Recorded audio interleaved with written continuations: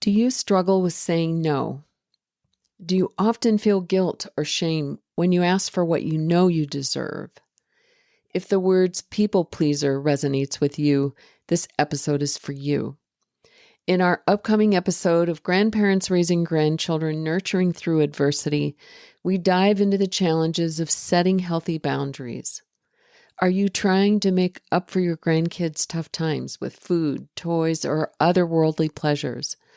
You may not realize it, but these habits can be passed down, affecting how our grandchildren view love and security.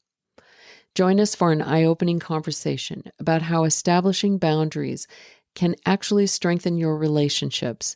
Teach your grandchildren that love can flourish in a safe and healthy environment.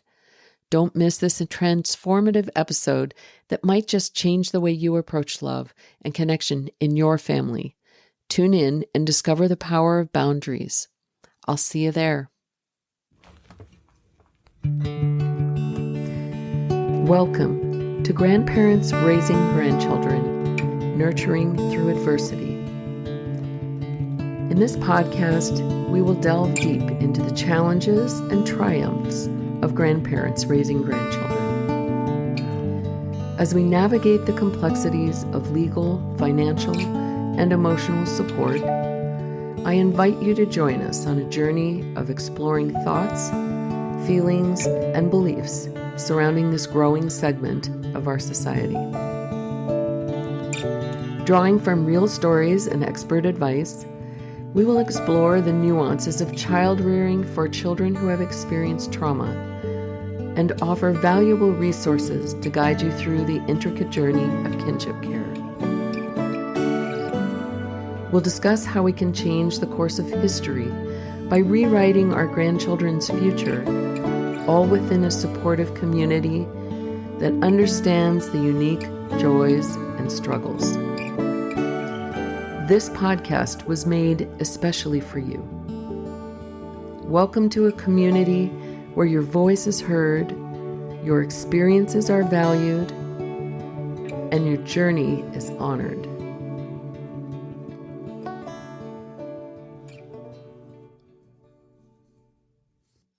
As many of you know, setting boundaries can sometimes feel like a daunting and even overwhelming task. Whether you're trying to ensure a structured environment for your grandchildren or seeking a harmonious balance within your own personal life, boundaries play an essential role. They aren't just a set of rules and limitations. They're fundamentally about creating a safe space where both adults and children can thrive emotionally, mentally, and physically.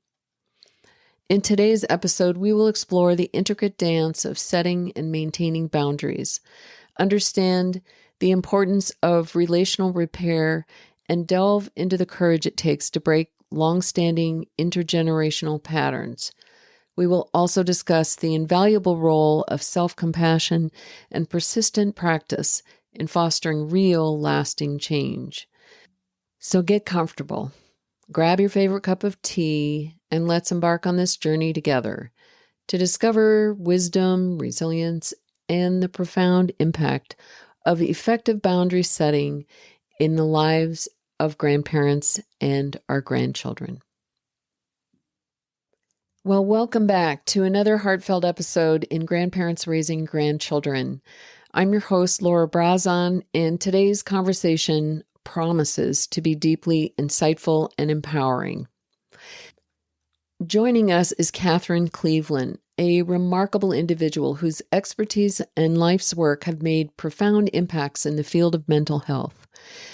Catherine is a PhD-trained and licensed mental health counselor dedicated to enhancing well-being through transformative counseling approaches. Her commitment is evident not only in her counseling practice, but also through her transformational books and meaningful contributions aimed at empowering others. Her interviews are always informative, motivational, and highly engaging, and today's dialogue will certainly be no exception. Good morning, Catherine. Good morning, Laura. So nice to be here. We know that especially with grandparents raising grandchildren, it's so important to maintain healthy boundaries, especially with the complicated family and interpersonal relationships we're dealing with. I know you've just written this wonderful book called The Four Essential Pillars of Boundary Setting. And I'd like to know what inspired you to write the book and maybe tell us a little bit about these four pillars. Well, what really inspired me is that in my private practice, this is a topic that comes up with my patients over and over and over again. And you start to hear the same things, that we have all these common issues with what boundaries are, understanding boundaries, the difficulties of setting boundaries, what exactly they are. So it inspired me to help people out there just beyond my reach in my own office, is to write a book. And the book is an interactive workbook that helps you sort out your values, your boundaries, and what's really important to you. I really wanted to use it as a guide, a practice informed guide. So I took some theory based on, for example, Brené's work on how important boundaries are. If you're a follower of her, you can look into that. But took her research and then put it into practice to see what that needed to look like. Because one of the biggest questions people say, well, how do I do that? So we know we need boundaries, but everyone's saying, how do I do that? I don't know how to do that. That's the main thing that inspired the book. As grandparents raising grandchildren, explain to us how we can begin navigating those complicated family dynamics. So the four pillars just gives you a guide, and they're kind of in order of importance. So the first thing you do before you get to the pillars is you write down your intention. What is your intention for boundary setting? And you may not know that, so you might want to skim the book to help you figure that out. Why is this important? The first pillar that's important to address is values. And values are what you are okay with and what you are not okay with.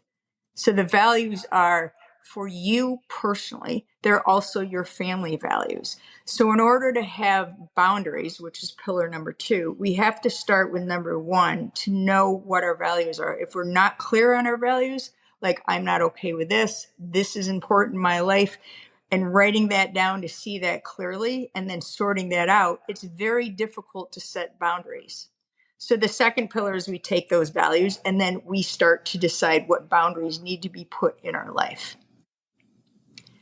Once we start to sort that out, then we go to the next step and we look at boundaries as far as consequences. So if we're talking about interpersonal boundaries between you and another person, there has to be some kind of consequence, because there's the next topic that comes up and where somebody says, well, I had this boundary, but they kept crossing it.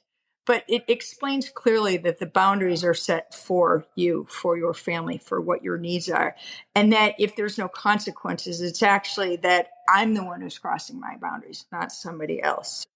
So the first one is values. Second one, take the values, put them into the boundaries, and then make sure you have clear consequences.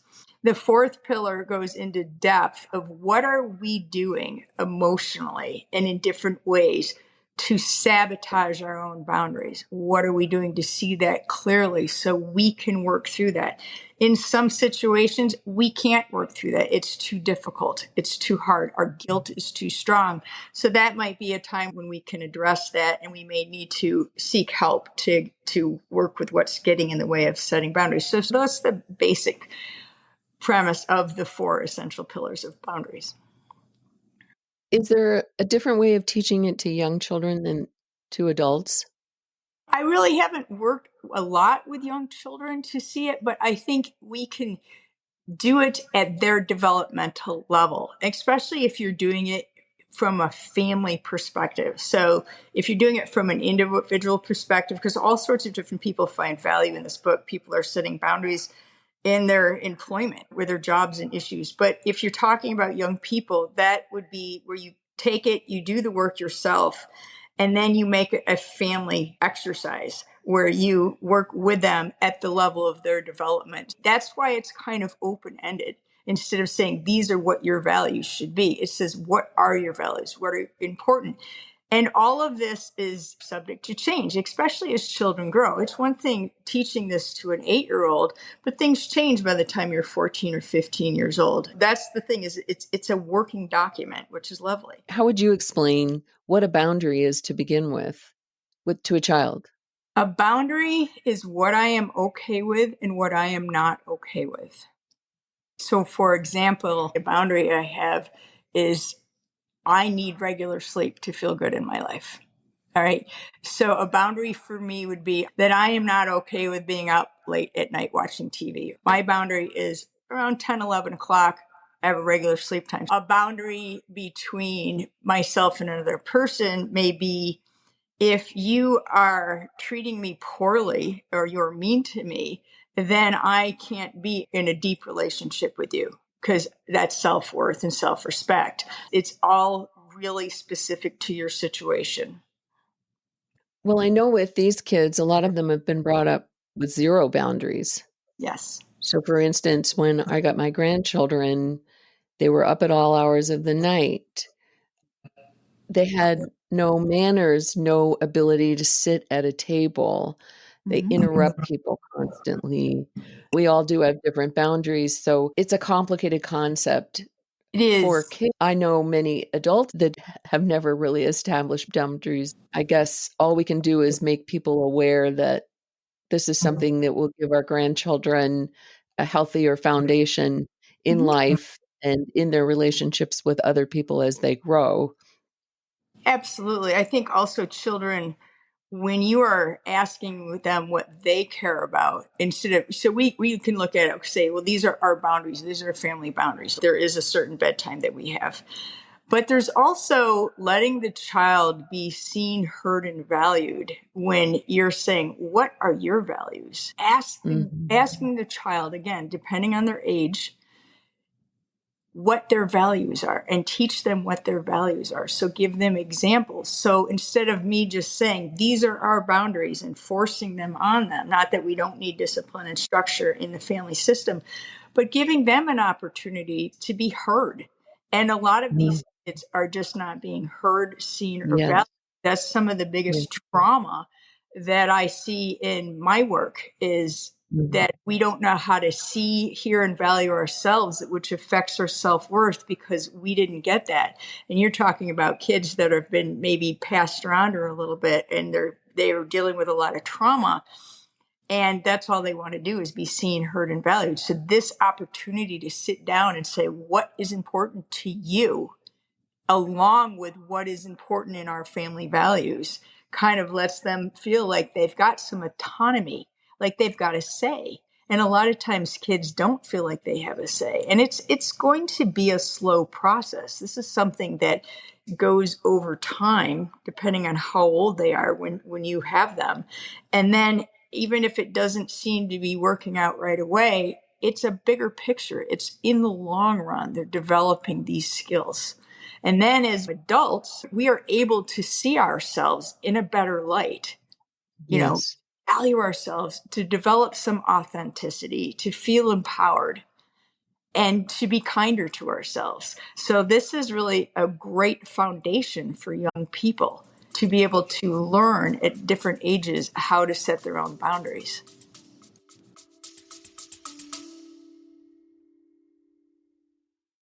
I recently received an email from a listener named Laurel.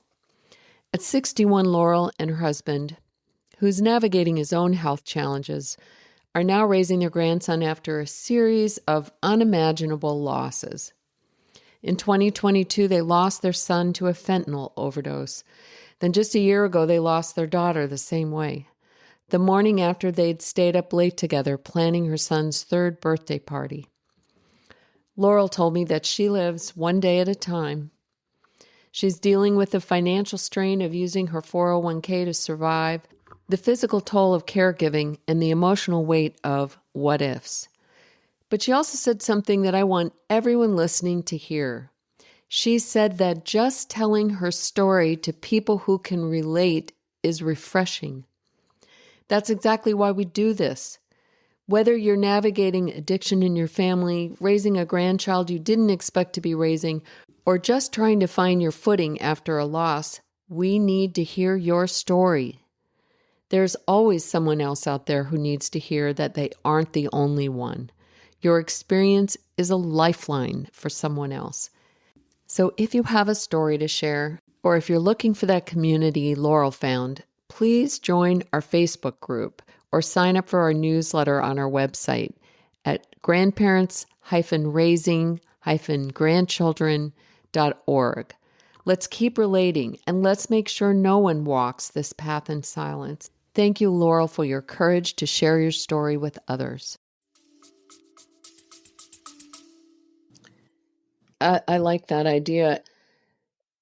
I know that when I do ask them how they feel, it's so much easier to explain why I need what I need. This is important to you. Well, this is important to me. But if they see it from the perspective of it being about them, this is important to you.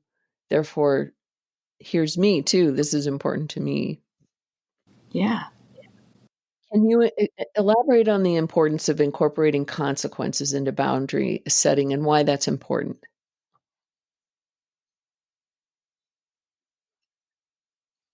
Personal boundaries, meaning between you and another person, needs consequences. Interpersonal boundaries, like for me, like when I was talking about like having a certain bedtime or something like brushing my teeth on a regular basis, I don't need to put consequences on it, because if I in place, because if I don't follow those, the consequences are going to show up, right? If I never brush my teeth, they're going to fall Mhm. out of my head. I don't need consequences. They're just going to be there. If I don't sleep properly, I'm going to start feeling good and have some health problems. So the consequences are going to be there. So those are interpersonal boundaries, the values that I have for myself. But when I'm talking about interpersonal boundaries, being with somebody else, we need consequences.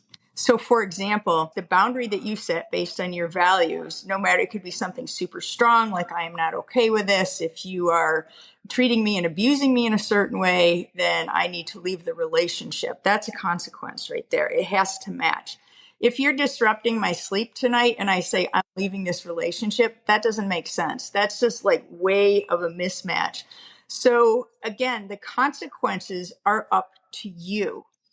That's why we start from the beginning. You don't just come up with consequences. Is you really sit with a boundary, and as you put it in place, then you'll know what you need to do. You may need to ask for help to say, if this boundary gets crossed, or I'm letting you cross this boundary, there has to be a consequence. If I don't put the consequence in place, it's reasonable, then I don't have a boundary anymore.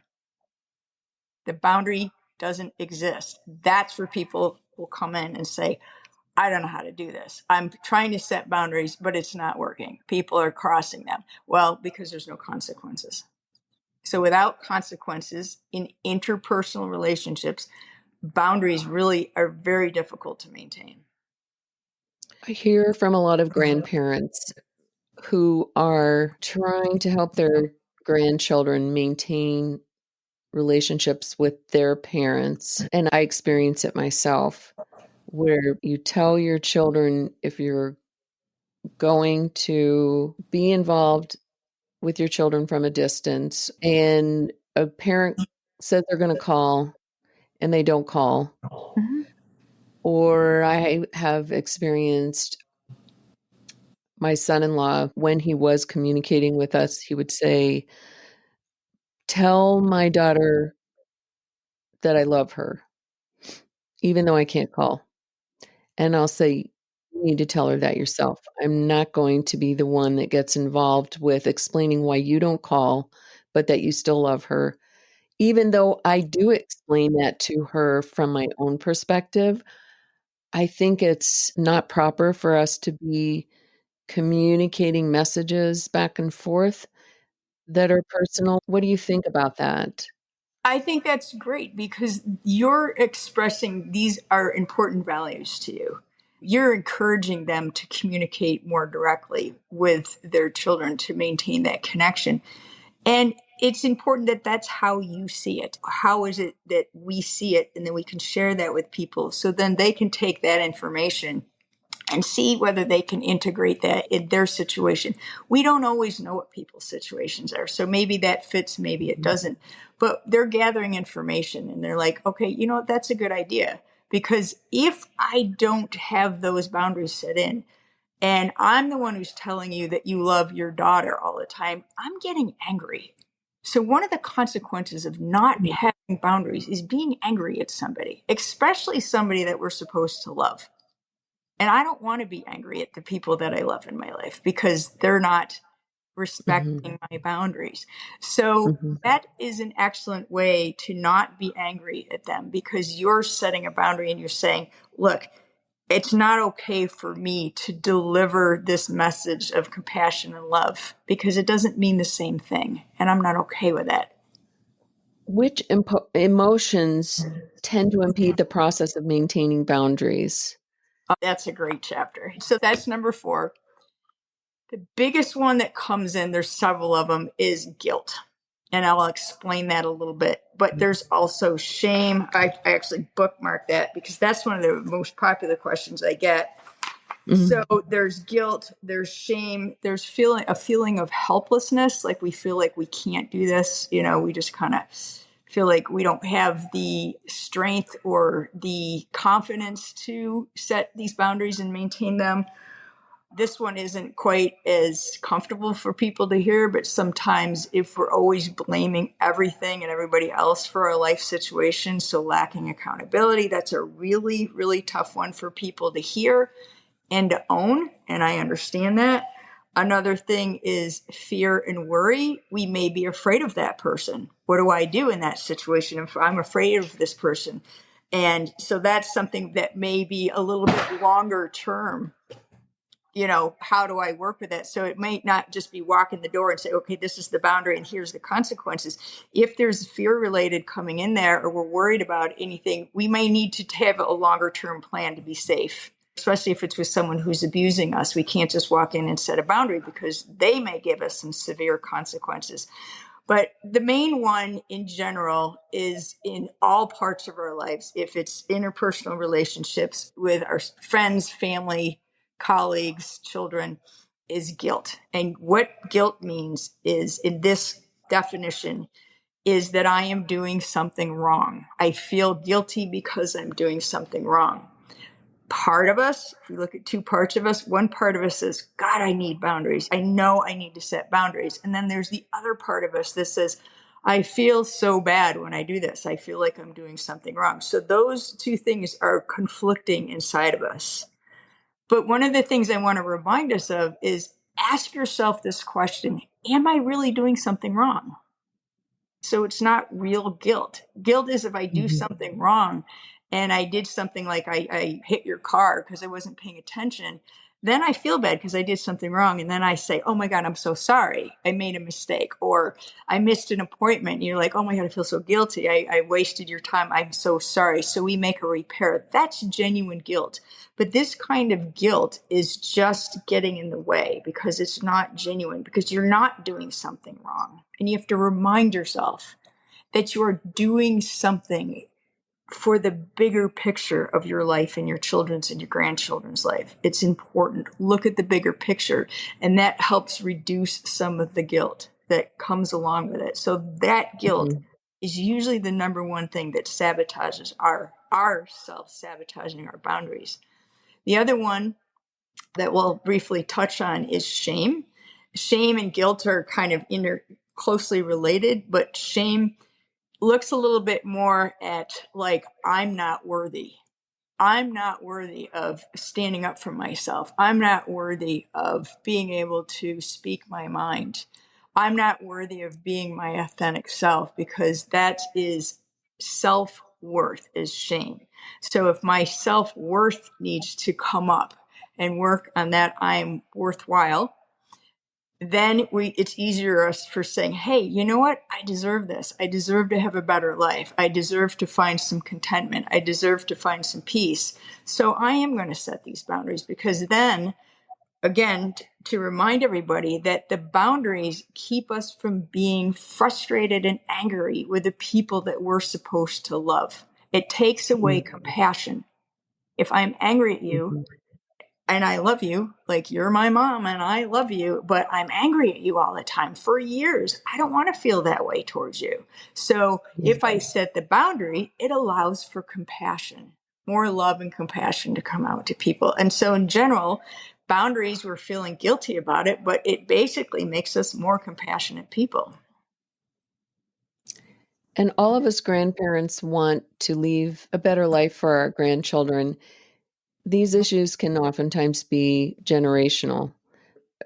As women or as men, we've carried on the examples that our parents set for us and their grandparents set for them.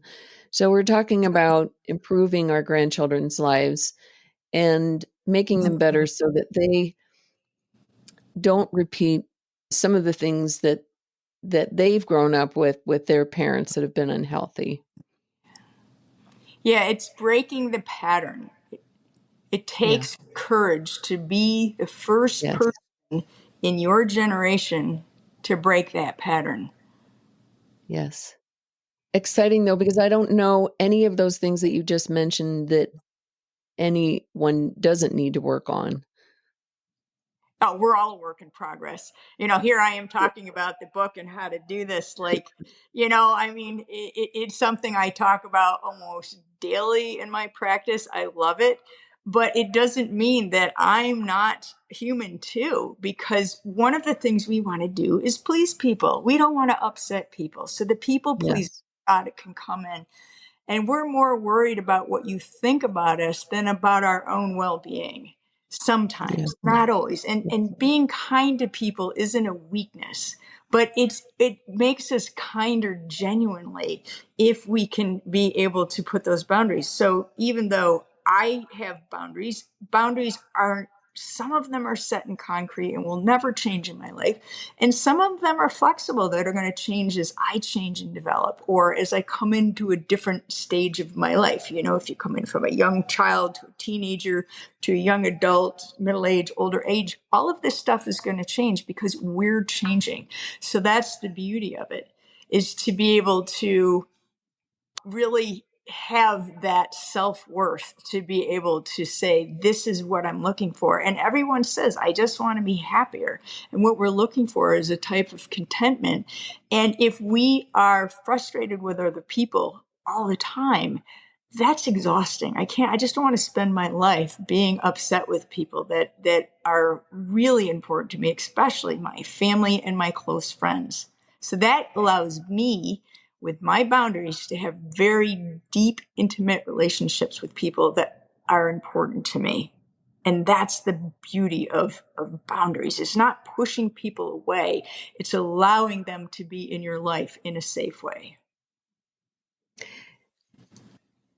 Just yesterday, I was speaking with my granddaughter about something, and as the words were coming out of my mouth, as I was trying to teach her about something I wanted her to learn, I remembered the exact same day I had been a bad example myself of what I was trying to teach her.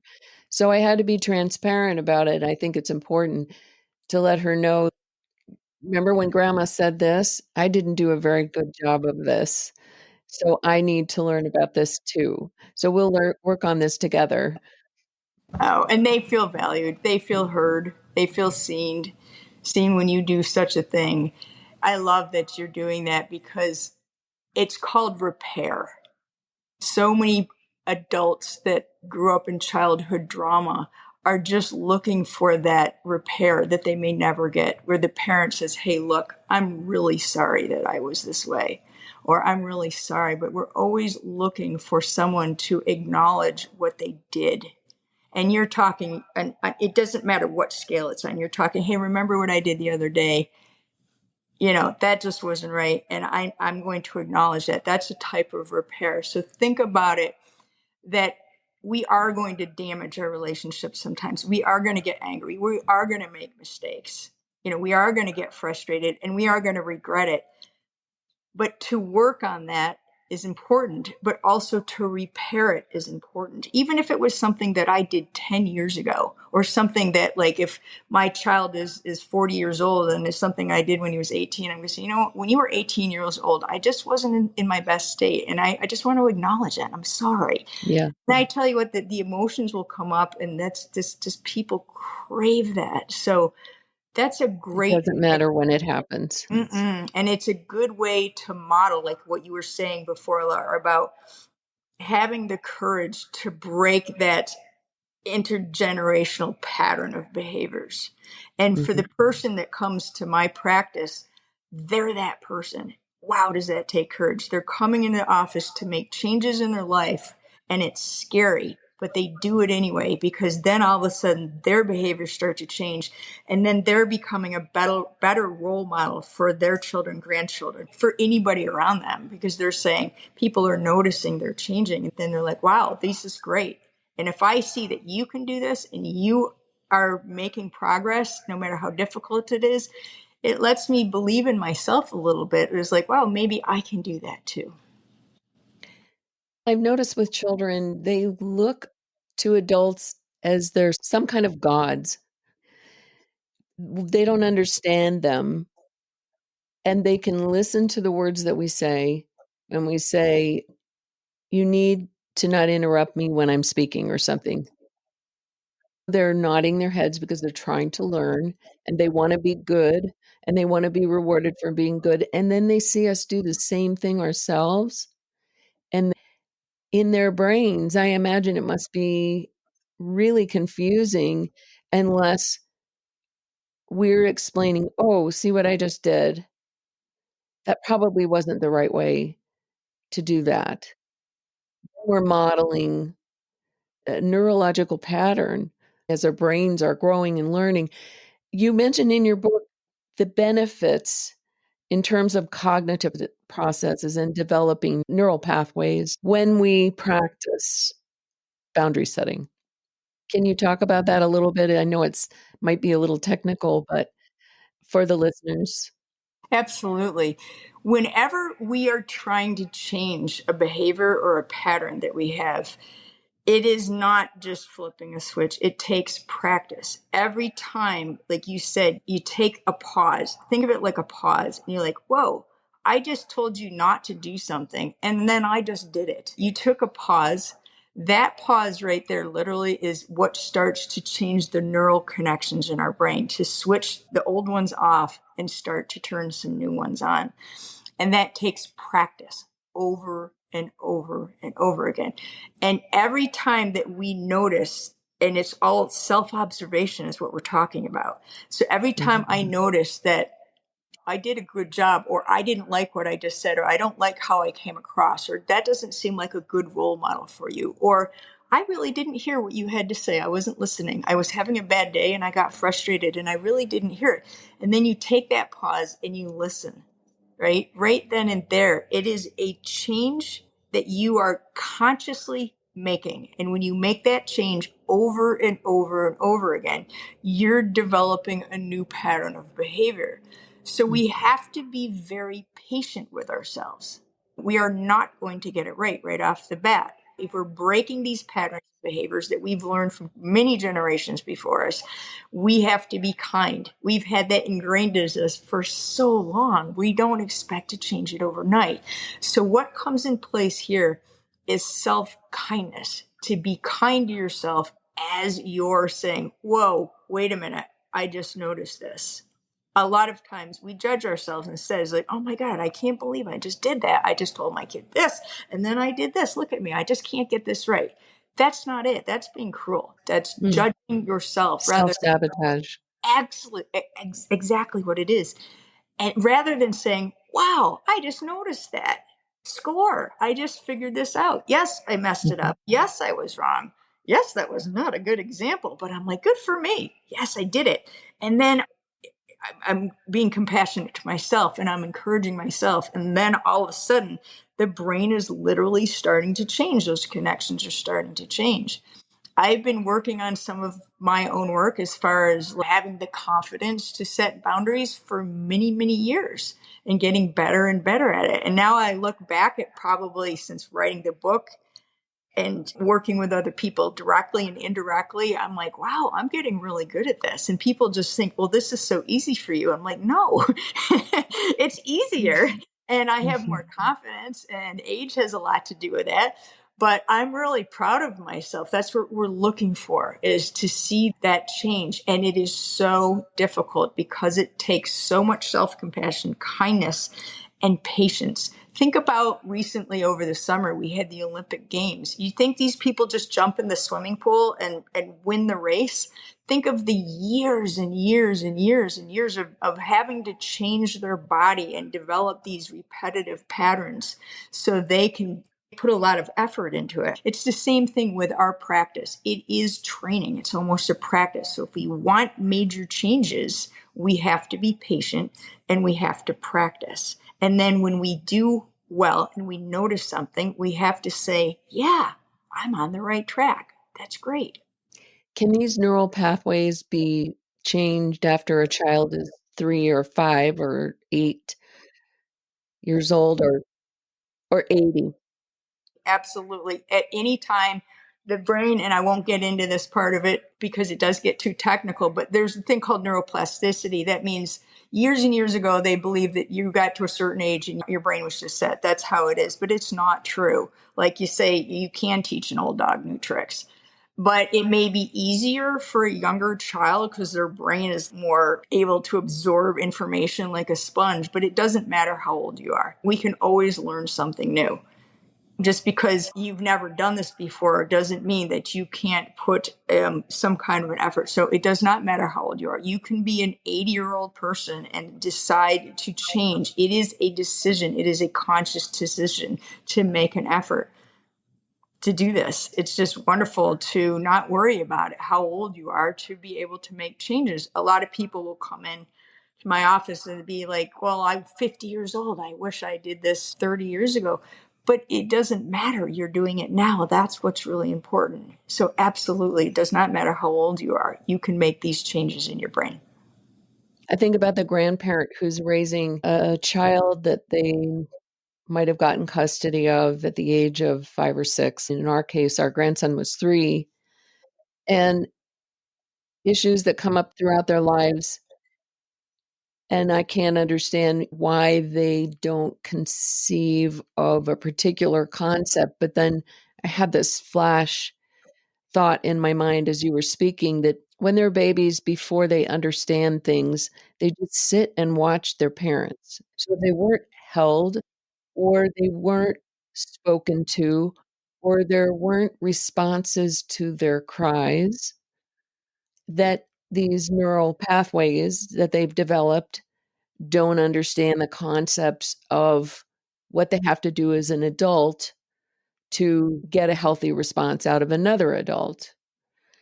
So for grandparents, when we can understand where their parents came from and what these children saw, it may be easier to model a particular behavior and then explain to them why. I know that it's difficult to do this because you didn't see this, but this is how we do it. Like playing a game. Here's the game we're going to play. We're going to call it boundary setting. And this is how this works. You make a move, I make a move. If we can visualize it to them, kids can begin to go, oh, this is a game that I have to play to get these kinds of results, right? I can add to that is thinking of, we talk about trauma of children. All right. So like you were saying, they weren't hugged, they weren't soothed, they weren't rocked, their needs weren't attended to in a timely manner. And so when we think of trauma, we tend to think of what happened to people. They got beat or abused or something like that, or physically neglected and didn't get fed.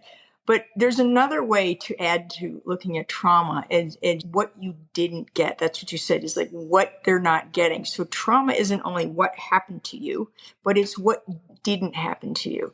So that tends to haunt us and is harder to resolve. Never being held, never having that rocking, soothing, it's okay from the parent because they weren't capable of it for whatever reason. And it isn't necessarily that the parent was a bad parent. We're not looking at blame. It could be a parent that died. It could be both Mhm. parents that all of a sudden you're a child, you have no control over it.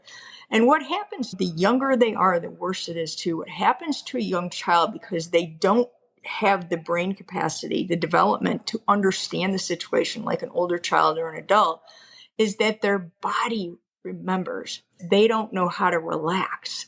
And the more early trauma there is, you'll see a lot more of this. And you'll see a lot more severe addictions with early childhood trauma because the trauma is kept in the body. And even though we don't remember any of it, the body always remembers. And then all of a sudden, like something will happen, you're 14 years old or 40 years old, and you have a really severe reaction to it, like you got triggered in something, and you're like, I have no idea what's going on. Your body remembers. There's this inability to self-soothe because if we aren't soothed, we don't know how to self-soothe. So not only, Laura, what you're saying is about the game and explaining it to them in a cognitive level, we also have to be aware of what's happening physically in our body because we don't know. Because people will come in and I'll say, do you notice that this is happening in your body? What's going on physically? They're like, I don't know. There becomes this huge detachment and avoidance of the self throughout the whole life. And I think that's one of the biggest causes of severe mental health problems, even just regular mental health problems, is avoiding ourselves. And if we don't know how to connect with ourselves because we weren't connected for whatever reason, we don't realize that there's a problem here. So it's a physical thing. What's happening to you right now? Do you notice that we're talking about this and like maybe how to connect with another human being in a healthy way? I can give you an example of a young woman, and that if you touch her forearm, and she's a lovely woman, I mean everything, but she goes, if you touch my forearm, I'm just like, and that's early, like not being able to soothe. That's just, it's her body as a child reacting. Here's another example. If you're not familiar with this, if you've ever seen somebody yell at a dog, they cower. So that's what our bodies are doing, and we don't know this. So we're bringing awareness into the physical aspect of trauma and starting to reconnect with ourselves physically and noticing that my stomach is really upset right now, or I got a heavy chest, my heart is racing, I've gone into a brain fog, and not running and avoiding that, but sitting with it and tolerating it and soothing it. Soothing yourself when you're feeling that way. But what we do a lot of times is we find some kind of an unhealthy coping method instead, like drinking, smoking, shopping, eating sugar. That's probably Yeah. mine, Yeah. and we all have one. I'm not Right. singling anybody out. We all have Right. some kind of a coping mechanism to deal with the inability to self-soothe and sit with that discomfort. And the discomfort, which we're talking a lot about, is understanding our thoughts and feelings, but also what's happening physically in our body. That's key. That's the healing process right there. What what basic techniques do you use to cope with those reactions? Or what do you teach your clients? I teach them while we're in session. So I can say, this is what's happening, and then they can go home. But we do it right while it's happening. So you'll come in with a topic that's uncomfortable for you to talk about. And while you're talking about it, we're developing self-awareness. Number one is not breathing. Is the anxiety will come up. So they'll come in, especially it's the first day. They've never met me. I'm a stranger. They're about to come in and talk about some really intimate stuff, and it's terrifying. And so we address that right off the bat. And I say, and we address the anxiety coming up. I don't work directly with children. I'll do some teenagers, but with the young children, I have a colleague that's right next to me that we work closely together. And what she does is a thing called play therapy. With a child, they don't trust you. There's a huge trust issue. So they have to take, good pediatric counselor has to take a lot more time to build the trust. There's many great ways to do it, but my colleague, Jessica, she does it with play therapy. She's got a huge playroom. So the kid comes in and they're like, wow, this is like not a doctor's office. This is a playroom. And then all of a sudden they use play in order to express themselves, especially at different ages. They use art, they use whatever they want to do. And that allows the child to be able to express themselves through play. That's how we do it with them. And then if they say, do you feel anything in your body? And they're like, my tummy's upset. Well, does your tummy get upset? When else does your tummy get upset? Can you tell me about that? So with Adults, we can be more direct. With children, if we're too direct, they just aren't going to connect. So we have to be very patient and very indirect and do it through play. And it works phenomenally. One of my grandkids is in physical pain often. My granddaughter, when she hugs me, she'll just throw her arms around me and it's really hard and her head goes down. It's not like a gentle, loving. And I talk to her and I say, that felt like a fearful hug. I said, can you give me a courageous hug? And then she'll show me, and it's very powerful. And she slowly hugs me and puts her face next to mine. I said, yes, that wasn't a shameful hug. That's lovely. I guess to give people resources if they're looking for connect through play with their children or grandchildren or anybody is to go look for someone who is certified as a play therapist, because a good play therapist, they work with the child mainly. The child is the patient, but then they bring the family into it. So the family is able to do it through play, especially at the younger. Mhm. So instead of saying, how do I go about using play to help these young people that are so important in my life, is that's what they do. You go to these sessions and they teach you how to do it. And it's such a phenomenal practice of play therapy. It's all over the country. In my area, it's pretty popular. My colleague Jessica Wilcox brings the parents in. Her process, and this is important when you're vetting people, is she meets with the parents first, sometimes together, sometimes separately, or grandparents, or whoever the caretakers are, I should say.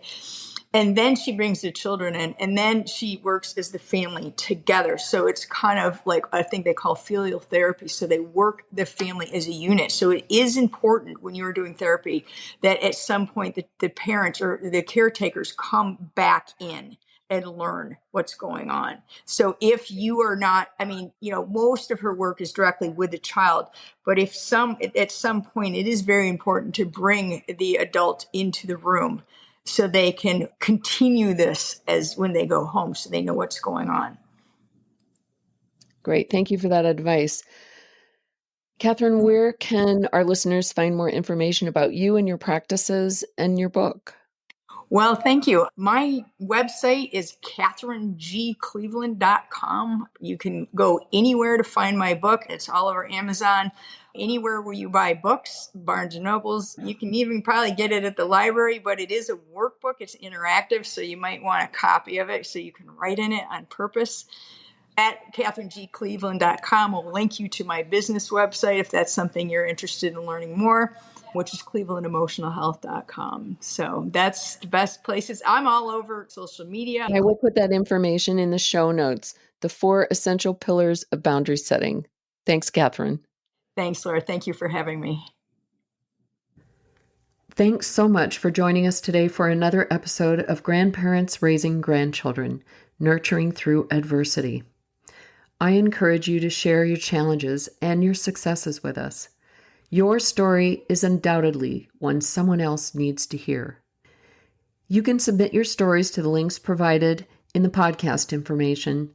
Your contributions will enrich upcoming conversations, creating a more supportive community in which we can learn and grow together. If you enjoyed this show, please share it with a friend that needs to hear.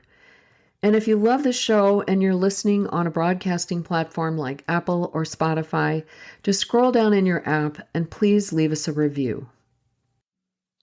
Are you struggling to cope with the roller coaster of life? I hope you'll join me next week with happiness expert Matt O'Neill in this transformative episode. Together, we'll discuss unveiling the secret to finding joy amidst life's challenges, drawing on our own experiences from life-threatening accidents. Matt emphasizes the power of gratitude and acceptance over victimhood, showing how these mindsets can unlock boundless energy and happiness.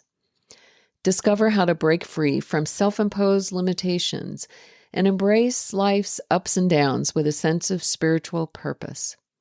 We'll dive into practical strategies for managing stress through meditation, healthy living, and honoring what feels right for you. Learn how to take on challenges, and addressing negative emotions can lead to nurturing self-care and balanced well-being. Matt shares profound insights on overcoming shame and generational trauma, illustrating how emotional healing can create positive ripple effects for future generations. Tune in to uncover how to find happiness within, regardless of your circumstances. We invite you to share your own stories of triumph and challenges, reminding us that happiness is not just a destination, it's a chosen path. Thank you for tuning in to Grandparents Raising Grandchildren, Nurturing Through Adversity. Remember, you are not alone. Together we can find strength and hope in the face of adversity. Peace be with you, and I pray that you find some time this week to listen to your inner wisdom amongst the noise and the pandemonium of this world.